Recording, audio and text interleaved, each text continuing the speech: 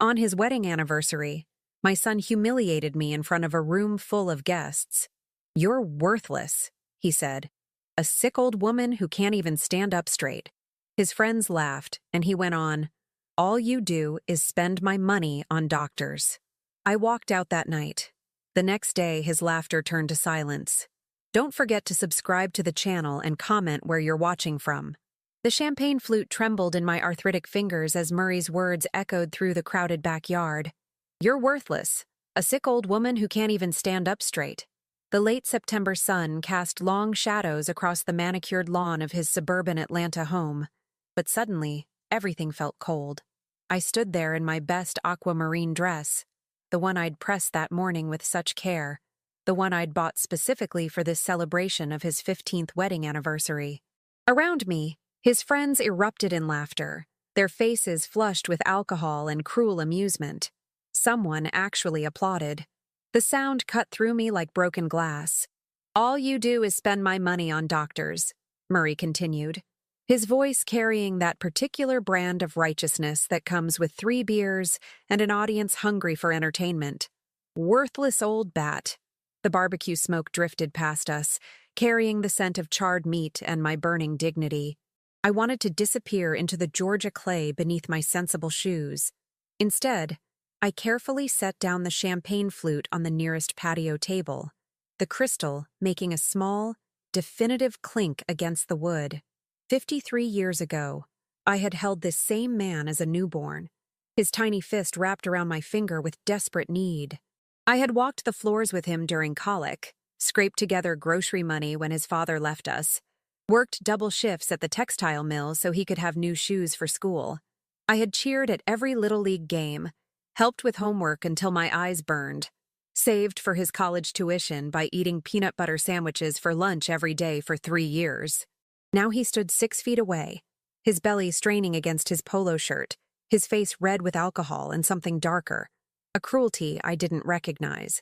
This wasn't the boy who used to crawl into my bed during thunderstorms. This wasn't the young man who had cried in my arms when his first girlfriend broke his heart. "Mom? You're just standing there like a scarecrow," his wife Madeline called out from across the patio, her voice sharp with the particular disdain she reserved for me. "Are you having one of your spells again?" The guests turned to stare. Mrs. Stella from next door, the couple from Murray's work, the neighbors I'd smiled at countless times when visiting, all of them watching, waiting to see what the worthless old woman would do next. My back did hurt.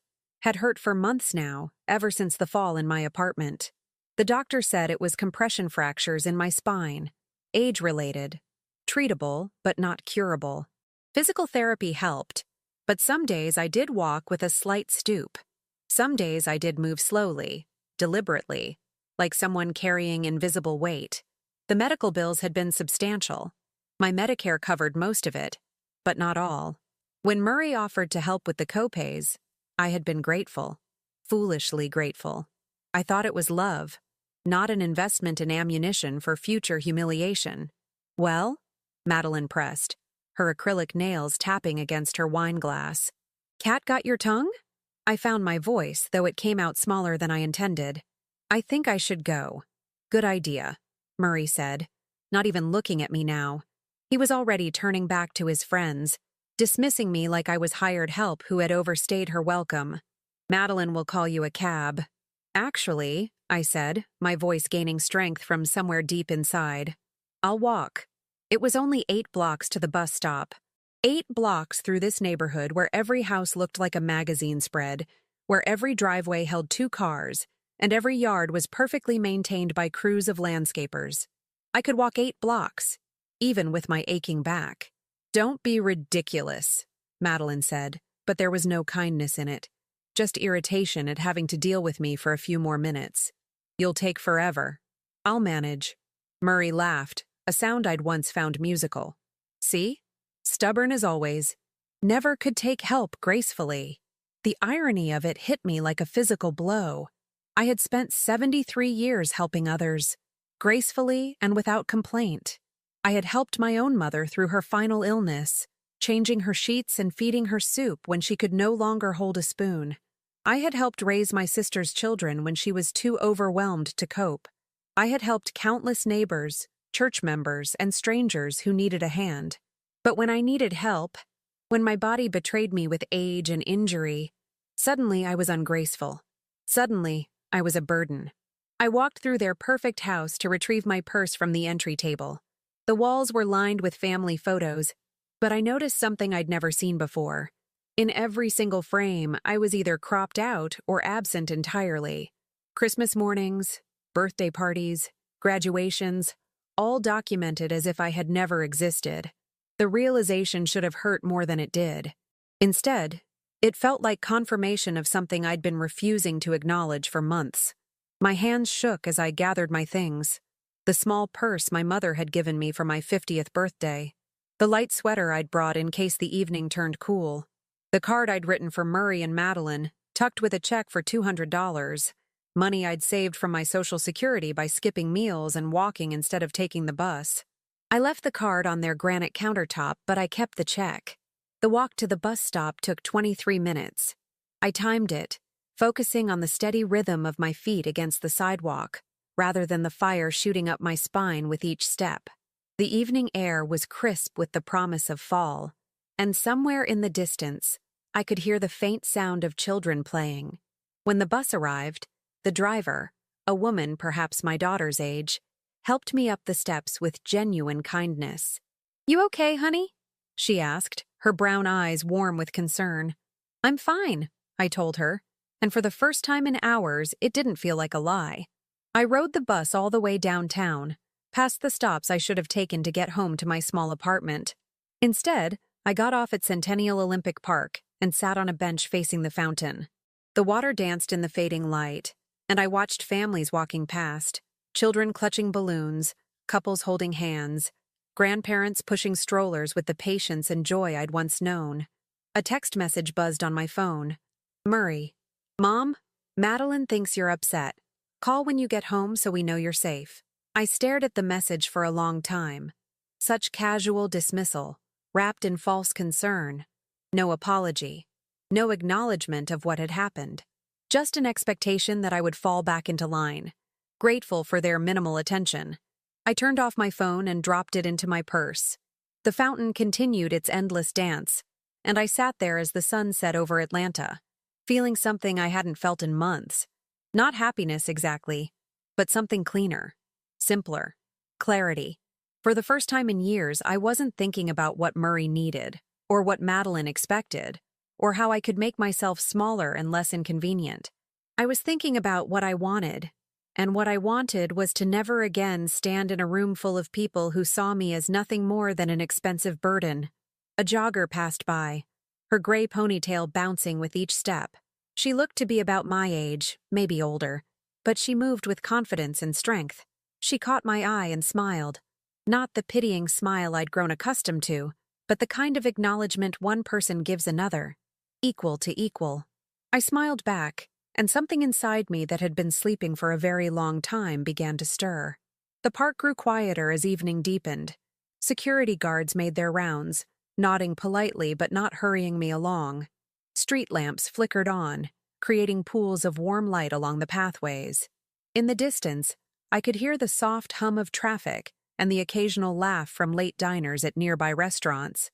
I thought about the apartment waiting for me. Small, clean, but undeniably lonely. The refrigerator with its careful inventory of discounted groceries, the pill organizer on the kitchen counter, segmented by days of the week, the photo albums I'd been meaning to organize, full of pictures from a life that felt increasingly distant. But I also thought about other possibilities. The adult education classes at the community center I'd driven past, but never entered. The volunteer opportunities at the hospital I'd been too tired to pursue. The library book club that met Thursday mornings, when I was always free but never went. A young couple walked past, arguing in hushed tones about money and in-laws and whose turn it was to call someone's mother. I watched them go, remembering similar arguments from decades past, when life felt urgent and unforgiving and every decision carried the weight of the world. Now, sitting by this fountain with nowhere I had to be and no one waiting for my call, I felt something I hadn't experienced in years, the luxury of time to think without pressure to immediately act. My back still hurt. My phone was still turned off. Murray and Madeline were probably already forgotten about me, moved on to other entertainment, other topics of conversation. But for the first time in months, I wasn't hurrying to make anyone else comfortable with my existence. I sat there until the park grew quiet, and the security guard approached with gentle concern. "Ma'am, we're closing up soon. Do you need help getting somewhere?" "Yes," I said, standing with more confidence than I'd felt in weeks. "I need to get home." But as I walked toward the bus stop, I realized I wasn't just talking about my apartment. I was talking about finding my way back to myself. The bus ride home gave me 47 minutes to think, and by the time I reached my stop on Ponce de Leon, I had made my first decision. I would not answer Murray's calls. My apartment building sat wedged between a laundromat and a corner store, its red brick facade weathered but dignified. Mrs. Cavuto from 2B was watering the small garden she'd planted by the entrance, petunias and marigolds that somehow thrived despite the limited sunlight and city exhaust. "Deborah," she called softly as I approached. "You're home early. Everything all right?" I paused at the building's door, key in hand. Mrs. Cavuto was perhaps 65, a widow who'd moved here from San Francisco after her husband died. We'd exchanged pleasantries over the months, but never really talked. She had kind eyes behind wire-rimmed glasses, and something about her voice, free of pity or judgment, made me stop. "Family gathering," I said simply. She nodded, understanding everything from those 2 words. "They can be complicated." "Yes, they can." "I was just making some tea," she said, gesturing toward her apartment door. "Jasmine, my husband's favorite. Would you like some? No pressure, but you look like you could use a quiet moment." I should have declined. Should have gone upstairs to my own space, my own routine. But something in her invitation felt different from the obligations and expectations I'd been drowning in. This felt like choice. I'd like that very much. Her apartment was a mirror image of mine but transformed. Where my walls were bare except for a few faded family photos, hers were alive with watercolor paintings. Landscapes that captured light and shadow with delicate precision. Books filled every available surface, and the air smelled of jasmine tea and something else I couldn't quite identify. "Did you paint these?" I asked, stopping before a particularly striking piece, a mountain lake at dawn, the water so real I could almost feel its coolness. "Hobby I picked up after Ansel died," she said, filling an electric kettle at her kitchen sink. "Always wanted to try, but there was never time. Turns out 70 is a perfectly good age to discover you have hidden talents." I studied the painting more closely. The brushstrokes were confident, deliberate. This wasn't the work of someone just dabbling. "It's beautiful. Thank you. Sit, please." She gestured toward a small table by the window. "I hope you don't mind that it's simple. I've learned to appreciate simple things." As she prepared the tea, I noticed the silence wasn't uncomfortable. There was no pressure to fill the space with chatter. No expectation that I explain myself or justify my presence. When was the last time I'd experienced that kind of peace? Here we are. She set down delicate porcelain cups, steam rising from the pale green tea. "This blend is supposed to calm the mind. I'm not sure about that, but it tastes good." We sat quietly for several minutes, sipping tea and watching the evening settle over the city. Through her window, I could see the lights beginning to twinkle in apartment buildings across the street. Lives being lived, meals being prepared, families gathering around tables. "I had dinner with my daughter last week," Mrs. Cavuto said suddenly. "She lives in Seattle now. Successful lawyer, beautiful family. She spent the entire meal explaining why I should move to assisted living." I looked up from my cup. "What did you tell her?" "That I'd think about it." She smiled, but there was steel in it. "Which I did, for about 30 seconds. Then I decided that being lonely in my own space is better than being lonely in someone else's idea of what's appropriate for me." She didn't like that answer, I imagine. She hung up on me. Mrs. Cavuto shrugged, but she called back 3 days later to apologize. "Sometimes our children need to learn that we're still people, not just problems to be managed." My throat tightened. What if they don't learn? Then we teach them by example. We show them what dignity looks like. I set down my cup, my hands steadier now. "My son humiliated me tonight. in front of his friends, called me worthless. The words hung in the air between us.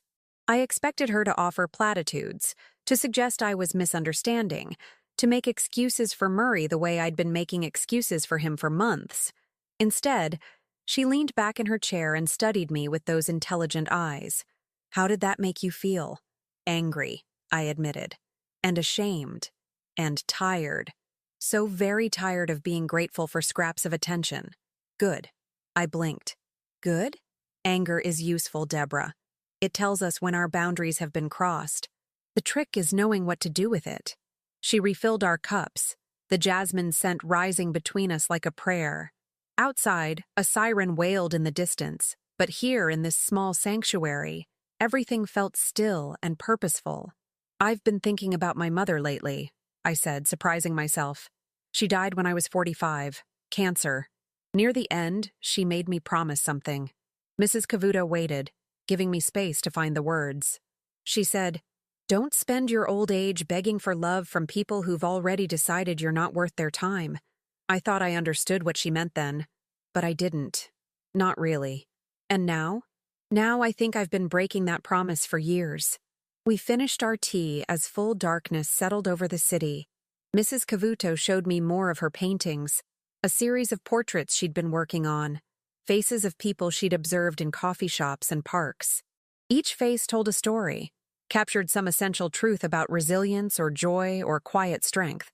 "I never thought I was artistic," she said, studying a painting of an elderly man feeding pigeons. "Ansel always said I had no creative bone in my body." He meant it kindly, but I believed him. Funny how we let other people define our limitations. When I finally stood to leave, my back felt looser somehow. The pain was still there, but it didn't seem to own me quite as completely. "Deborah," Mrs. Cavuto said as I reached her door, "tomorrow is Tuesday. I have breakfast at the diner on North Highland every Tuesday at 8:30. The coffee's terrible, but the biscuits are worth the walk. You're welcome to join me if you'd like." I'd like that very much.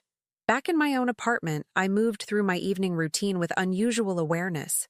I noticed how I'd arranged everything for maximum efficiency, minimum space. How I'd trained myself to need less, want less, take up less room in the world. My answering machine blinked with 4 messages. I ignored it. Instead, I ran a bath, something I rarely did anymore, telling myself showers were more practical. The hot water eased the tension in my shoulders, and I lay there thinking about Mrs. Cavuto's paintings, about the confidence in those brushstrokes.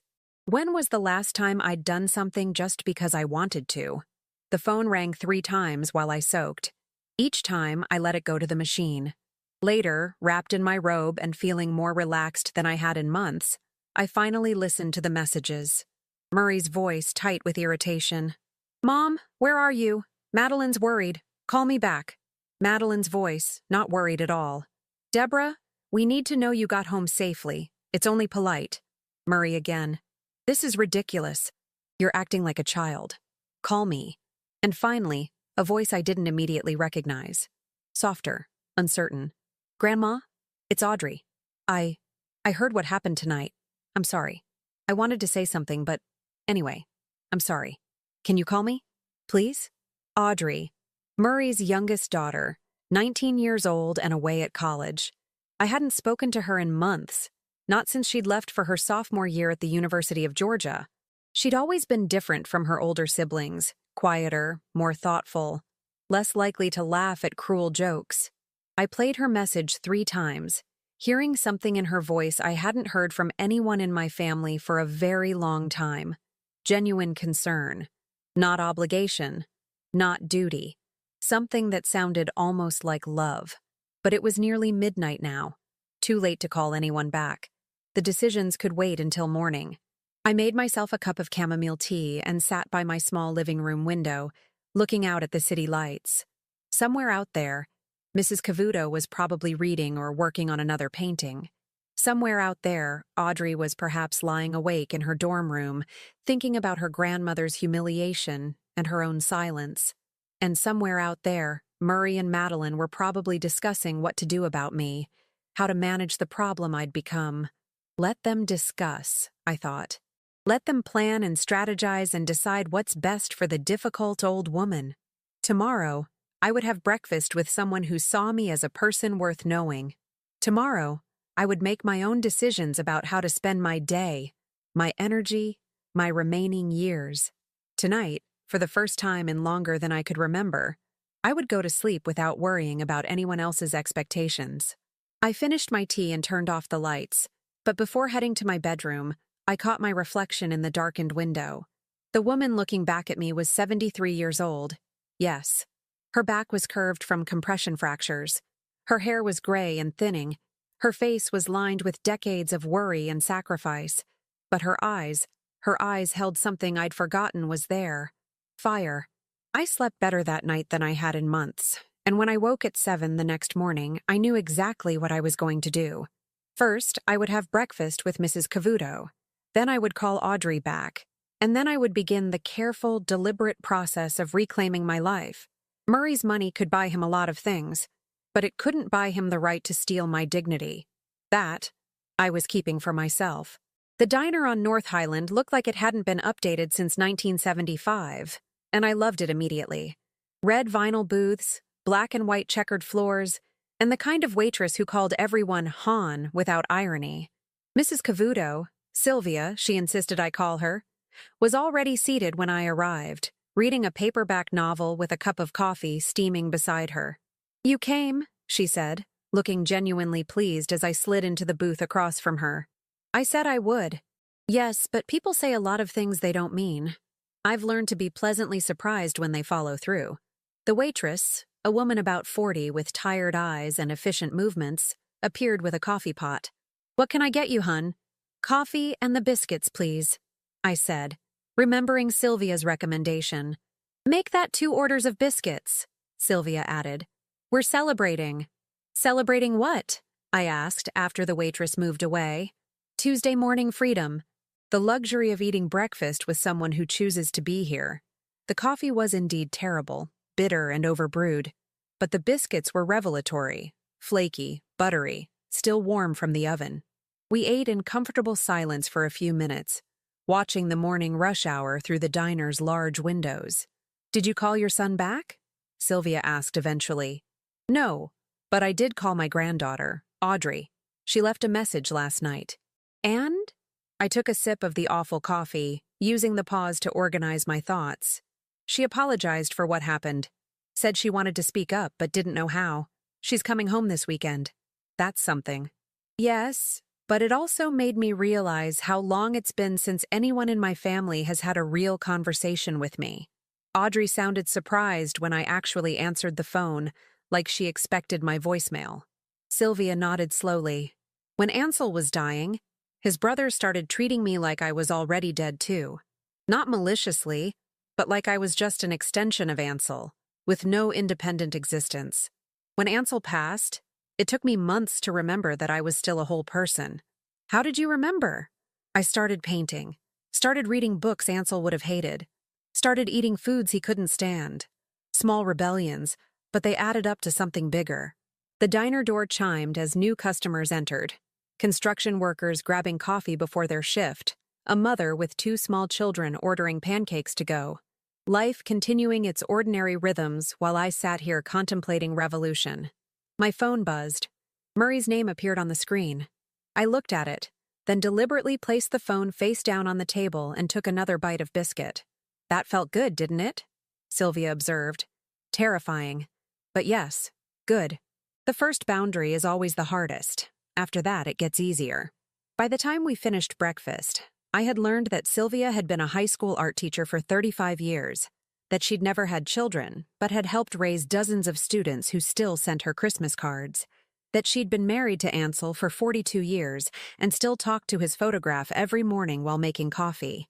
And she'd learned that I'd worked for the same insurance company for 28 years before retiring, that Murray was my only surviving child after losing my daughter Sarah to leukemia when she was 31, and that I'd been so afraid of losing him too that I'd let him treat me like a convenient accessory to his life. "Fear makes us small," she said as we gathered our things to leave. "But anger, righteous anger, can make us powerful." Walking home, I felt something shifting in my chest. The weight was still there, but it was transforming from shame into something harder, more useful. My phone rang again as I climbed the stairs to my apartment. This time, it was Madeline. I answered. "Deborah, thank God. We've been worried sick. Murray's been calling all morning." "I'm fine, Madeline." "Well, where were you? You weren't answering your phone." "I was having breakfast with a friend." A pause. "What friend?" "You don't have friends." The casual cruelty of it should have stung, but instead it clarified something important. Madeline was right. I didn't have friends. I had let my social world shrink to the size of Murray's convenience, accepting isolation as the price of maintaining family connection. "I'm making new ones," I said. "Deborah, we need to talk about last night. Murray feels terrible about what happened." "Does he?" "Of course he does.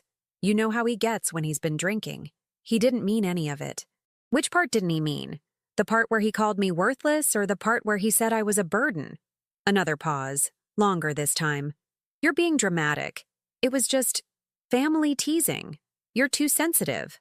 There it was, the familiar script. Murray's cruelty reframed as my oversensitivity. His choices becoming my failure to understand or forgive. "Madeline," I said, my voice steady and clear, "I'm 73 years old. I've buried a husband, a daughter, and both my parents. I've survived cancer, financial ruin, and more heartbreak than you can imagine. I am not too sensitive. I am appropriately sensitive to being treated with contempt. Deborah, I'm going now. Tell Murray I'm fine, but I won't be available for family gatherings for a while." "What does that mean?" "It means I'm taking a break from being your entertainment." I hung up before she could respond, my heart hammering with adrenaline and something that felt dangerously close to joy. The apartment felt different when I walked in. Not smaller or lonelier, but more mine somehow. I made another cup of tea and sat at my small kitchen table, looking around with new eyes. The walls were indeed bare except for those faded family photos.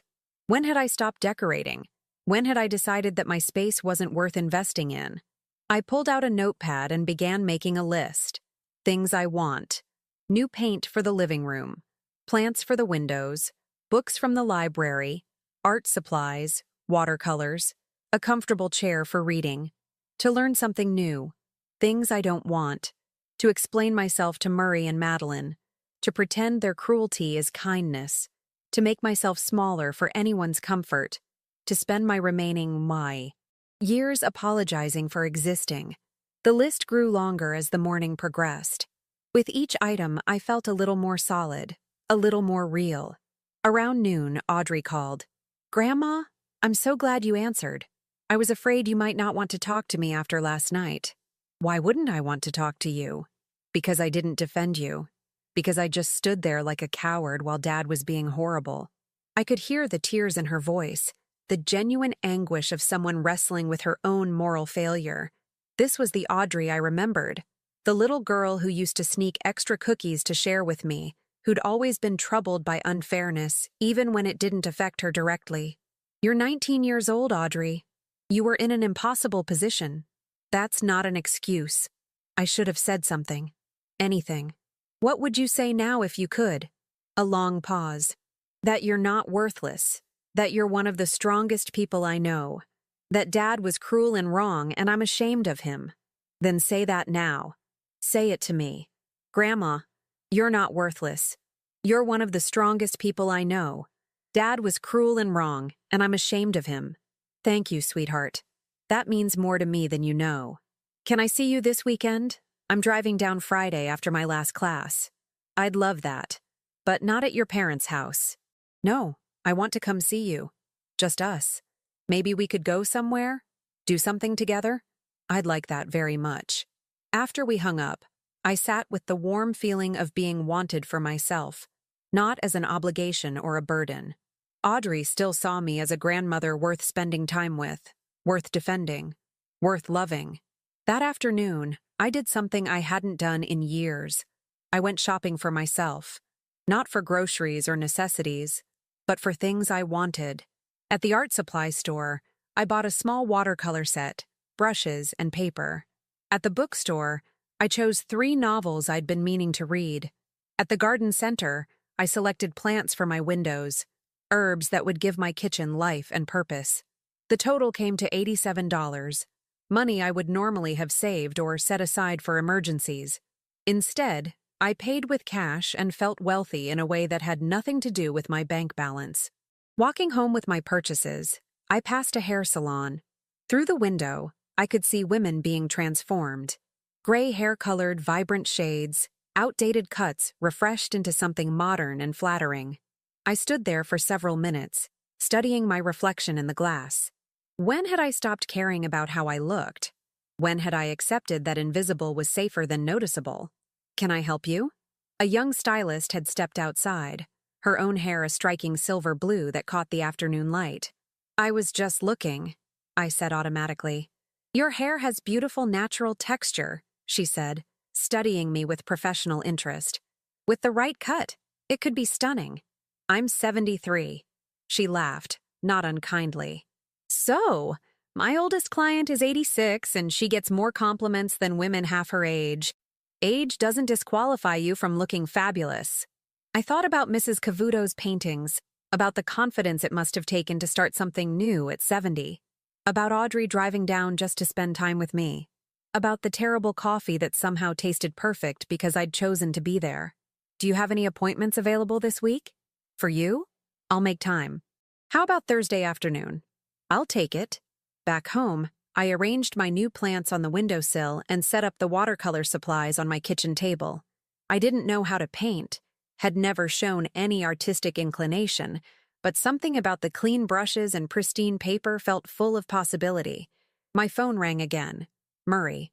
This time I answered, but not because I felt obligated, because I was curious to hear how he would handle my silence, my absence from his convenient narrative. "Mom, finally, we need to talk." "Hello, Murray. Madeline said you hung up on her. That's not like you. Perhaps you don't know me as well as you think. Look, I'm sorry about last night, okay? I had too much to drink, and I said some things I shouldn't have said. An apology." After 36 hours of ignoring me, demanding I call back, treating my hurt feelings as inconvenient drama, he was offering the minimum possible acknowledgement of wrongdoing. "Which things shouldn't you have said?" I asked. "What? You said some things you shouldn't have said. Which specific things?" "Mom, come on, don't make this harder than it needs to be." "I'm not making anything hard, Murray. I'm asking you to tell me which of your words you regret." Silence on his end. I could almost hear him thinking, calculating how little he could offer while still getting me back in line. "I shouldn't have called you names," he said finally. "What names?" "Mom, what names, Murray?" A longer pause. "I called you worthless, and I said you were sick. That wasn't nice." "Wasn't nice?" As if he'd simply failed to hold a door open or forgotten to say please. "And?" I prompted. "And what?" "You also said I spend your money on doctors. Was that not nice either?" "Well, I mean, the medical bills have been expensive." "Yes, they have. Which is why I'm returning your help." "What does that mean?" "It means I don't want your money anymore, Murray. For anything. I'll manage my own medical expenses from now on." "That's ridiculous. You can't afford—" "I'll manage," I said firmly. "I need to go now. Audrey's coming to visit this weekend." "Audrey? Why?" "Because she wants to see me. Goodbye, Murray." I hung up before he could respond, my hands steady now, my voice stronger than it had been in months. Outside my window, the late afternoon sun slanted across my new plants, making them glow like small green promises.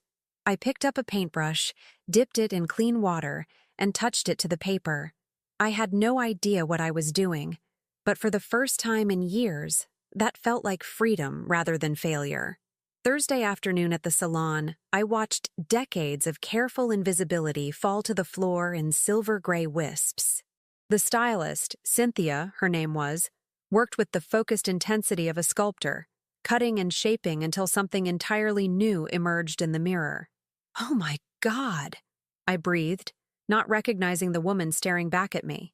The cut was shorter, layered in a way that emphasized the natural wave I'd been trying to tame for years. But more than that, it was confident, bold. The kind of haircut that said the woman wearing it had opinions and wasn't afraid to voice them. "You look incredible," Cynthia said, running her fingers through the styled layers. Like you could take on the world. I touched my neck, exposed now in a way that felt both vulnerable and powerful.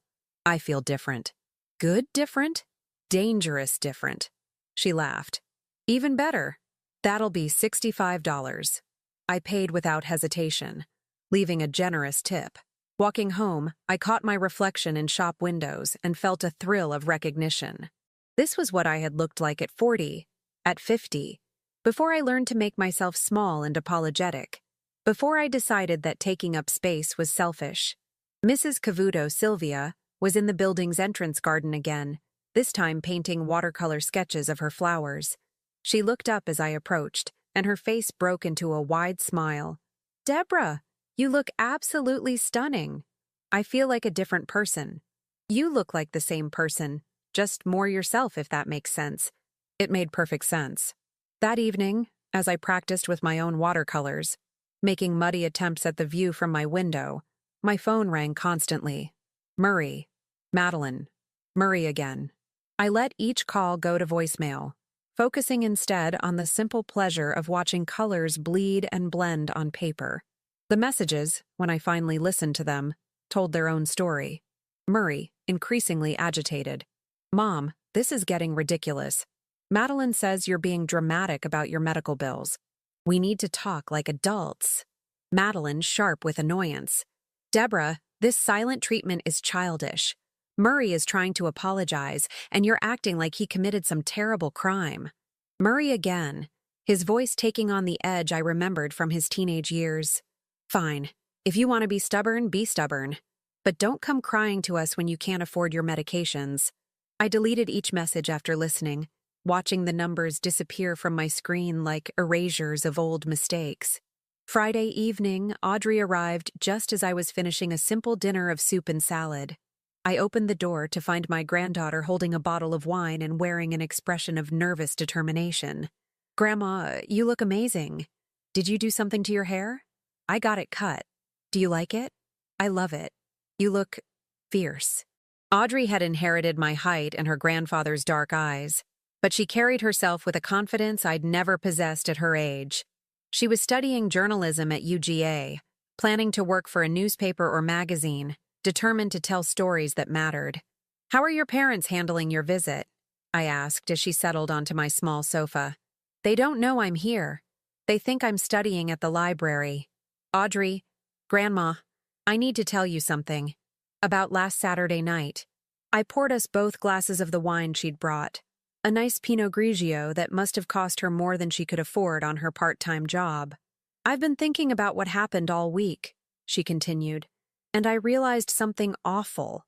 It wasn't the first time." "What do you mean?" "Dad's been saying things about you for months. Little comments, jokes at your expense. Mom too. And I got used to it. I let it become normal." She took a large sip of wine, her hands shaking slightly. "Last Christmas, when you couldn't come because you were in the hospital with pneumonia, Dad said, 'At least we'll have a peaceful dinner without her complaining about everything.' And everyone laughed. Even me. I laughed, Grandma. The admission hung between us like a confession. I could see the weight of it in her shoulders, the genuine shame in her eyes. 'You were trying to fit in with your family, Audrey. That's natural.' 'No, it's not natural. It's cowardly, and I'm done being a coward.' She pulled out her phone and showed me a text conversation with her father from earlier that day. 'Murray, your grandmother is being difficult. We need you to talk sense into her.' Audrey, 'What kind of sense?' Murray, 'She's refusing our help with medical bills. Being stubborn and prideful.'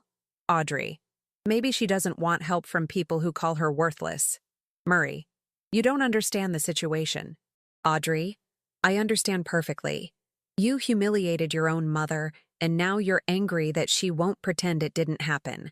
Murray, 'We'll discuss this when you get home.' Audrey, 'I'm not coming home this weekend. I'm visiting Grandma.' 'You sent that?' I asked, staring at the phone screen. 'An hour ago. He hasn't responded.' I felt something dangerous blooming in my chest. Pride mixed with fierce protectiveness. Audrey had chosen me over the easy path of family compliance. She had risked their anger to align herself with truth. "Thank you," I said, my voice thick with emotion. "Don't thank me yet. I should have done this months ago." We spent the evening talking in a way we never had before, as two adults navigating the complex dynamics of family loyalty and personal integrity. Audrey told me about her classes, her dreams of investigative journalism, her boyfriend who made her laugh and challenged her thinking. I told her about Sylvia, about the watercolors, about the strange exhilaration of making decisions based on my own desires rather than everyone else's convenience. "I want to show you something," I said around 10 o'clock, getting up to retrieve a folder from my bedroom closet. Inside were bank statements, medical bills, and a careful accounting I'd been keeping for the past year. Audrey studied the papers with her journalist's eye for detail. "Grandma, according to this, Dad's been giving you maybe $200 a month for medical expenses." "Yes, but your Medicare supplements, co-pays, and prescriptions cost way more than that. I've been covering the difference." "How?" "I stopped eating out, stopped buying new clothes, walked instead of taking buses, bought generic groceries." I paused. "I even stopped getting my hair cut regularly." Audrey's face grew increasingly troubled as she processed the numbers. "So when Dad talks about how much your medical care costs him, he's covering less than a quarter of it, but he acts like he's supporting you entirely." "Yes, and he makes you feel grateful for that little bit, while you sacrifice everything else to cover what he won't pay." "Yes."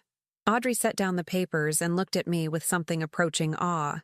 "Grandma, you've been basically supporting yourself this whole time while letting him take credit for taking care of you." "I suppose I have. That's not just wrong. It's diabolical. He's been using your gratitude to control you while contributing almost nothing." She stood up and began pacing my small living room, her movements sharp with indignation. "And the whole family goes along with it.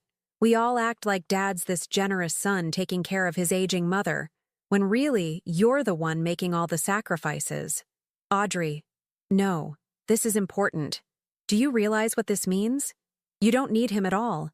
You never did. You've been financially independent this entire time." The truth of it hit me like cold water. I had been so focused on being grateful for Murray's meager contributions that I'd never calculated what I was actually managing on my own. I'd been living like a dependent while functioning as my own provider. "We need to tell everyone," Audrey said, her journalist instincts taking over. "Dad's built his entire reputation as the dutiful son on a lie." "Audrey, no. I don't want to humiliate him the way he humiliated me." "Why not? He deserves it." "Because I'm not him." She stopped pacing and looked at me with something like respect. "You're better than him." "I'm trying to be." That night, Audrey slept on my small sofa, and for the first time in months, I didn't feel alone in my own space. Over breakfast, she helped me plan what she called Operation Independence, a systematic withdrawal from financial entanglement with Murray and Madeline. "First, you return any money he's given you recently," she said, making notes on a legal pad, "with a polite letter explaining that you no longer require assistance. He'll be angry. Let him be angry. Angry people reveal their true character. And then you live your life, openly, joyfully, without asking permission or offering explanations." "What if he cuts contact entirely?" Audrey reached across the table and took my hand. "Grandma, what if he does? What are you actually losing? Someone who calls you worthless? Someone who makes you feel small and grateful for scraps?" She was right, but the fear was still there, the terror of being truly alone that had driven so many of my compromises. "You won't be alone," Audrey said, reading my expression. "You have Sylvia. You have me. And you'll have others, once you stop hiding from the world." After she left on Sunday afternoon, promising to call twice a week and visit again soon, I sat down and wrote the letter that would change everything. "Dear Murray, thank you for your help with my medical expenses over the past year. I am returning your most recent contributions, enclosed check for $400, as I have decided to manage these costs independently going forward. I will not be attending family gatherings for the foreseeable future, as I need time to focus on my health and well-being. Please respect my need for space during this time. Deborah." No, love. No, your mother. No softening phrases or explanations, just the facts, delivered with the clinical precision of someone who had finally stopped negotiating for basic respect. I mailed the letter Monday morning, along with a check that represented 2 weeks of groceries. Then I walked to the library and signed up for a watercolor class that met Wednesday evenings. Tuesday morning, I had breakfast with Sylvia again. She brought her latest painting, a street scene full of people going about their daily lives, each figure captured with dignity and purpose. "I've been thinking about your situation," she said over coffee that was still terrible, but somehow tasted better each time. "And? I think you're about to discover something wonderful." "What's that?" "How much room you have to grow when you stop making yourself small for other people's comfort." She was right. Already, I could feel it happening. Space opening up inside me, possibilities multiplying like flowers after rain. My phone hadn't rung in 2 days. I was beginning to hope it never would again. The letter reached Murray on Wednesday. By Thursday morning, my silence had become a crisis. I knew this because Audrey called, her voice tight with barely controlled anger. "Grandma, Dad is losing his mind. He's been calling everyone, my siblings, his friends, even Great Aunt Lynn, telling them you've had some kind of breakdown." I was sitting at my kitchen table, working on a watercolor of the view from my window. The morning light caught the leaves of my new plants, and I'd been trying to capture that exact shade of green that spoke of hope and new growth. "What exactly is he telling them?" "That you're being irrational and ungrateful. That you've cut off communication and returned money you desperately need.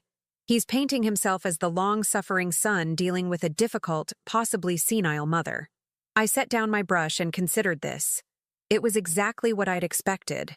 The narrative rewritten to cast him as victim and me as problem.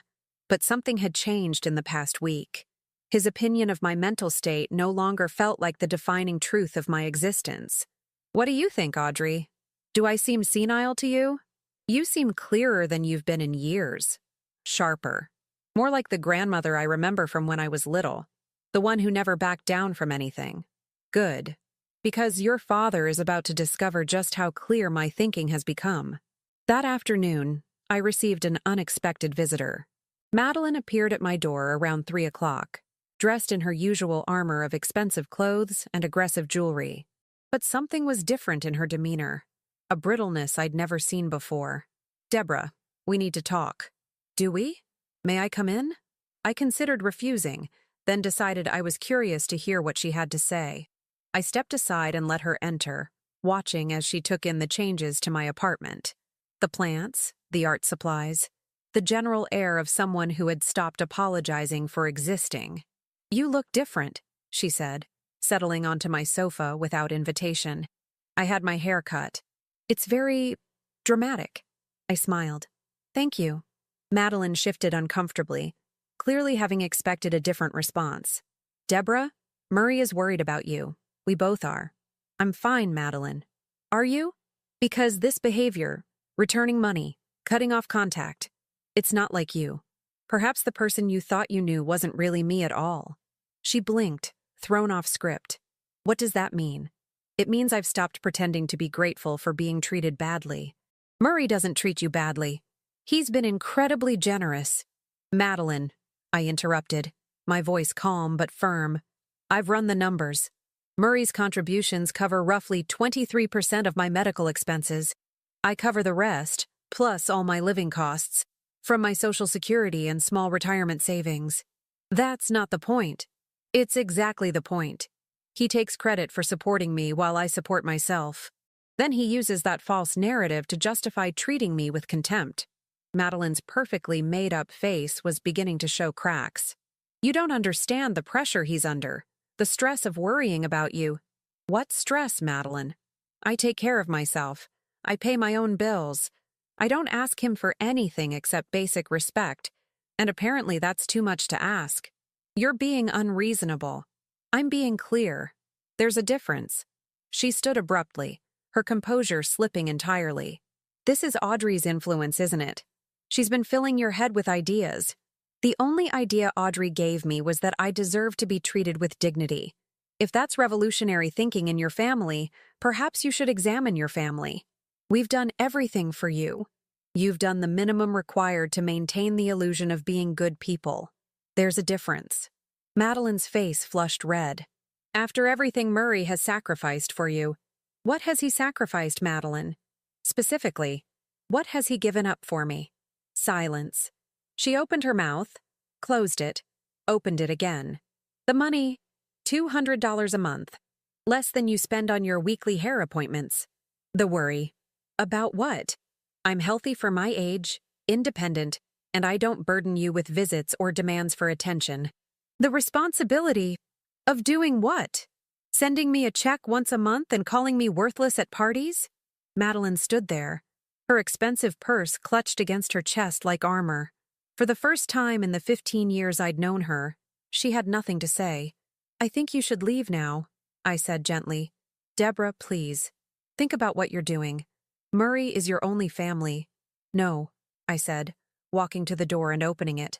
Murray is my only son. There's a difference. After she left, I made myself a cup of tea and called Audrey. How did it go? She asked immediately. Your stepmother came to convince me I'm having a breakdown. And? I think I convinced her that I'm having a breakthrough instead. Audrey's laugh was pure delight. I wish I could have seen her face. She looked like someone who'd been counting on my cooperation and suddenly realized she couldn't depend on it anymore. Good. Grandma, I have news. I've been doing some research. What kind of research? The kind they teach in journalism school. Background, fact-checking, follow-up. Did you know that Dad's been telling his friends for years that he supports you financially? I suspected as much. It's more than that. I talked to my cousin Will. You remember Aunt Sarah's son? He lives in Denver now, works in finance. Anyway, he said Dad's been using your medical expenses as a tax deduction. I nearly dropped my teacup. What? Dad claims you as a dependent on his taxes. Has been for 3 years, apparently. Even though you're not actually dependent on him. The audacity of it took my breath away. Murray had been profiting from my illness while making me feel guilty for existing. That's fraud, isn't it? I asked. It's definitely unethical. Possibly illegal, depending on how he's documented it. Will said if the IRS ever audited him. Audrey, I don't want to destroy your father's life. I know. But I want you to know the truth about what's been happening. You haven't been a burden, Grandma. You've been a resource, a source of money, tax benefits, and social credit for being the good son. No wonder he's panicking now that you're pulling away. That weekend, I attended my first watercolor class at the community center. The instructor, a patient woman named Gloria, who was perhaps 50, treated everyone like serious artists regardless of skill level. My fellow students ranged from teenagers to a man who introduced himself as 84, and finally doing what I should have done 40 years ago. Working alongside them, I felt something I hadn't experienced since my early career days. The satisfaction of learning something difficult, of improving through practice and dedication. My paintings were still amateur, but they were mine. Expressions of my own eye, my own hand, my own vision. You have good instincts for color, Gloria told me as class ended, and you're not afraid to commit to bold choices. That's rarer than you might think. Walking home, I felt lighter than I had in years. The physical therapy was helping my back, but more than that, I was moving through the world differently, with purpose rather than apology. My phone had been silent for 3 days. Monday morning, that silence broke. Murray appeared at my door at 8:15 a.m., clearly having waited until he thought I'd be awake, but hoping to catch me before I could make other plans. He looked terrible, unshaven, wearing wrinkled clothes, his eyes bloodshot with exhaustion or alcohol or both. Mom, thank God. I've been going crazy with worry. Have you? Of course I have. You disappeared. You returned my money. You won't answer my calls. I didn't disappear, Murray. I established boundaries. This is insane. You're acting like I'm some kind of monster. I studied his face, looking for any sign of genuine remorse or understanding.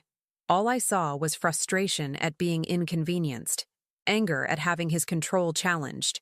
Would you like to come in? I asked. Relief flooded his features. Yes, thank you. We need to clear the air. I led him to my small living room, noting how he glanced around with surprise at the changes, the plants, the art supplies, the general atmosphere of someone who had stopped hiding from life. "Mom, I'm sorry about what happened at the party. I was drunk, and I said things I didn't mean." "Which things didn't you mean?" The same question I'd asked on the phone, but this time I watched his face as he processed it. The calculation, the search for the minimum acceptable response. "I shouldn't have called you names." "What names, specifically?" "Mom, come on." "What names, Murray?" A flash of his old temper. "Fine. I called you worthless. I said you were sick. Happy now? And do you believe those things about me?" "Of course not." "Then why did you say them?" Because I was frustrated. Because sometimes it feels like everything revolves around your health problems and You just what?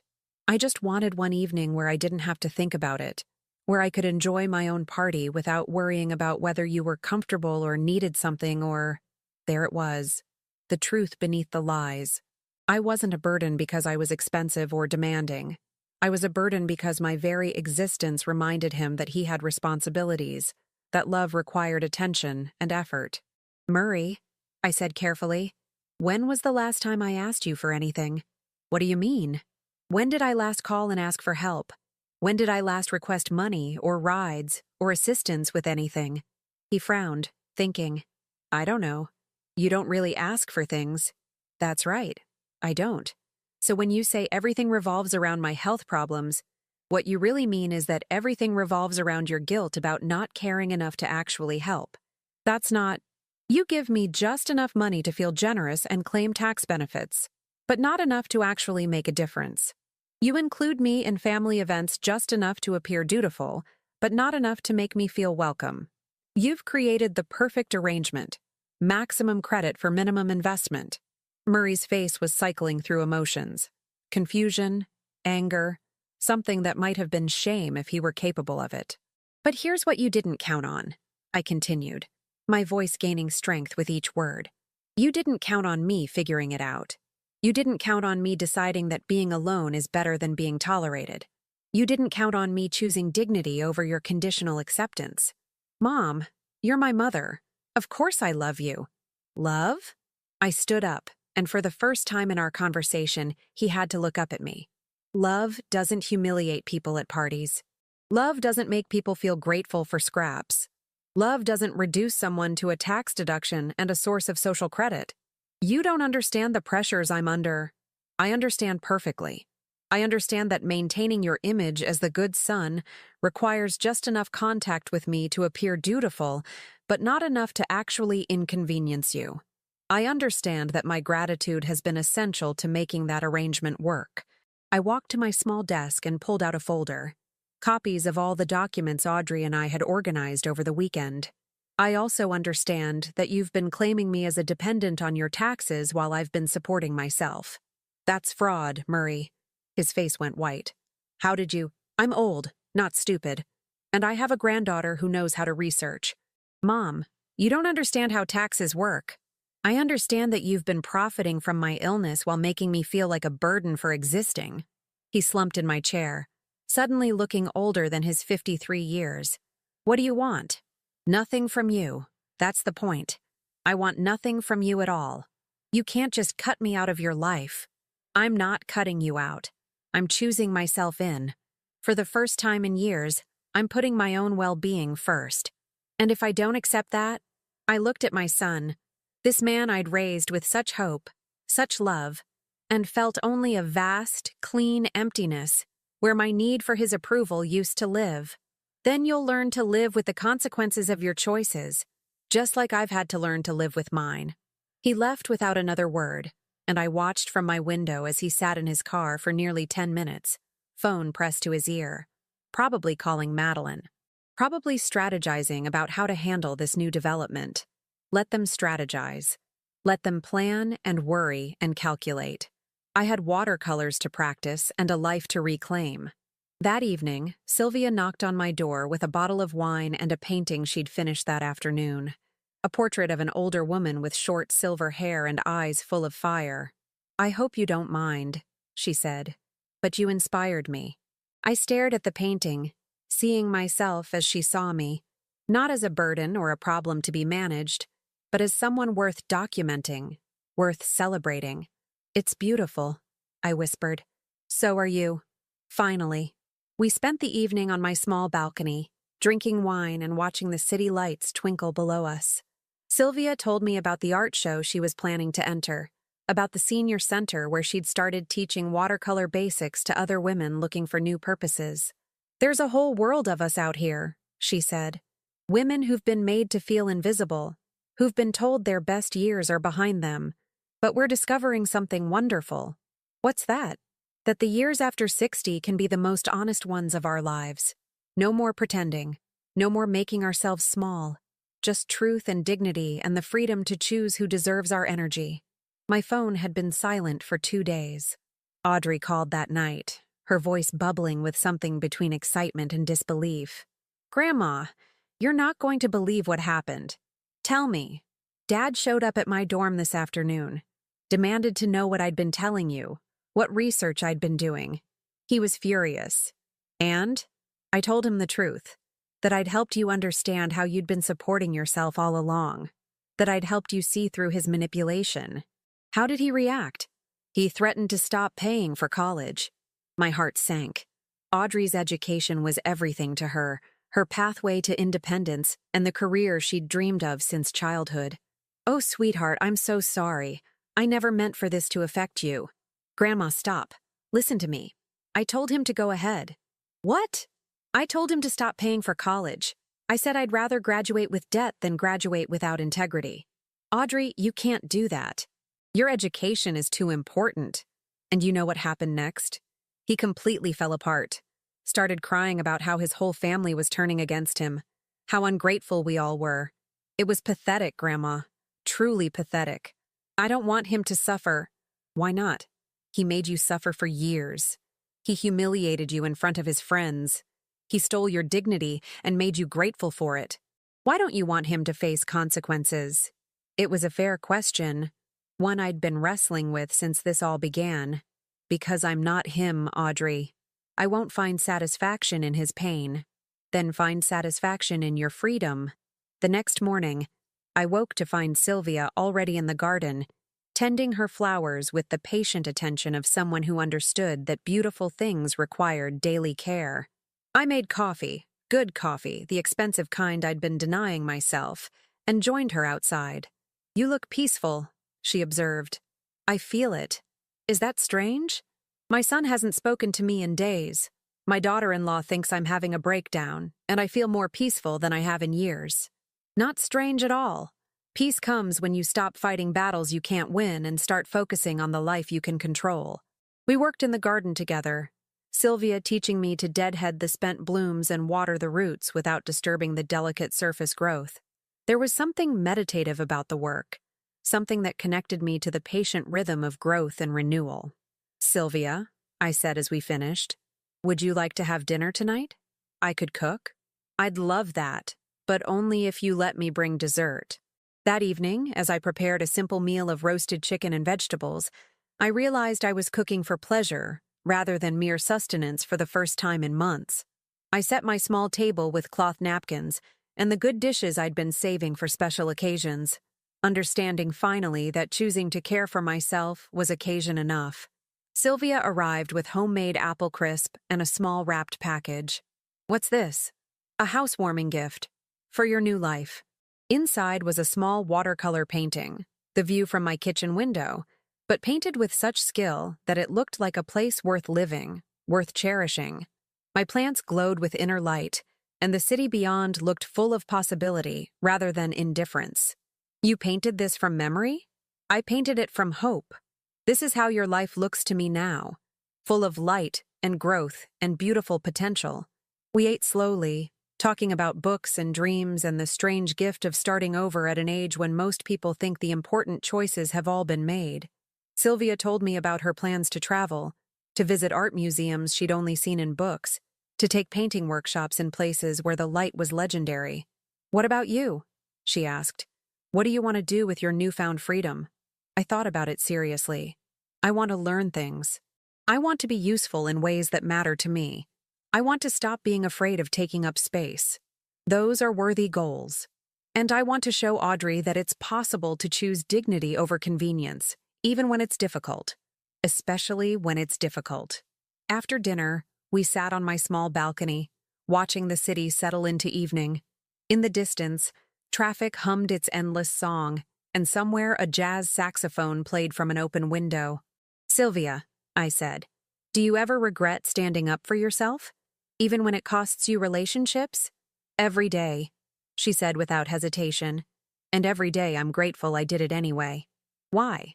"Because the relationships I lost weren't real relationships. They were arrangements that required me to be less than I am. Losing them made room for connections based on truth instead of convenience." My phone buzzed with a text from Murray. "Mom, I've been thinking. Maybe we can work something out. Call me." I showed the message to Sylvia, who read it with the same expression she might have used for a mildly interesting museum placard. "A negotiation," she observed. "He's realized that silence isn't working, so now he's offering to bargain." "What do you think he'll offer?" "The minimum he can get away with. A surface apology, probably. Maybe a promise to try harder or be more considerate. Just enough to restore the status quo. And if I don't accept, then he'll escalate. Make threats, spread stories about your mental state, try to turn other family members against you. When controlling people lose control, they don't go quietly." I deleted the message without responding. "Sylvia, what if I've made a terrible mistake? What if I've thrown away my only family for the sake of pride?" She reached over and took my hand. "Deborah, I've watched you transform over the past 2 weeks. You're stronger, clearer, more yourself than when I first met you. Does that feel like a mistake?" I considered this. "No, it feels like coming home to myself." "Then trust that feeling. Trust that you deserve better than conditional love and manufactured gratitude." That night, I dreamed of Sarah, my daughter who'd died too young, who'd never lived to see her children grown. In the dream, she was sitting at my kitchen table, painting watercolors and laughing at something I'd said. "I'm proud of you, Mom," she said, not looking up from her work. "You're finally learning to fight for yourself." "I'm scared," I told her. "Good. Fear means you're doing something that matters." I woke Friday morning with Sarah's words echoing in my mind, and my phone ringing insistently on the nightstand. This time, it was a number I didn't recognize. "Hello? Mrs. Deborah Curtis? This is Dr. Brian from Emory University Hospital. I'm calling about your recent test results." My blood went cold. "Is something wrong?" "Actually, quite the opposite. Your bone density scans show significant improvement since starting the new medication. Your compression fractures are healing beautifully, and your overall markers are excellent for someone your age." I sat down heavily on my bed. "Are you sure?" "Very sure. Whatever you've been doing these past few months, the physical therapy, the medication compliance, the lifestyle changes, it's working remarkably well." After I hung up, I sat in my sunny kitchen, looking at the latest watercolor I'd been working on. A self-portrait that showed a woman with silver hair and steady eyes, someone who looked like she could handle whatever came next. Murray's latest text was still unanswered on my phone. "Mom, we really need to talk. This has gone on long enough." I picked up my brush, dipped it in clear water, and added another layer of color to the painting. He was right about one thing. This had gone on long enough. But not in the way he thought. The woman in my painting looked back at me with eyes that had learned something valuable. That love given freely was a gift. But love demanded as payment for basic respect was something else entirely. Something I was no longer willing to provide. Now tell me, what would you have done if you were in my place? Let me know in the comments. Thank you for watching. And don't forget to check out the video on your screen right now. I'm sure it will surprise you.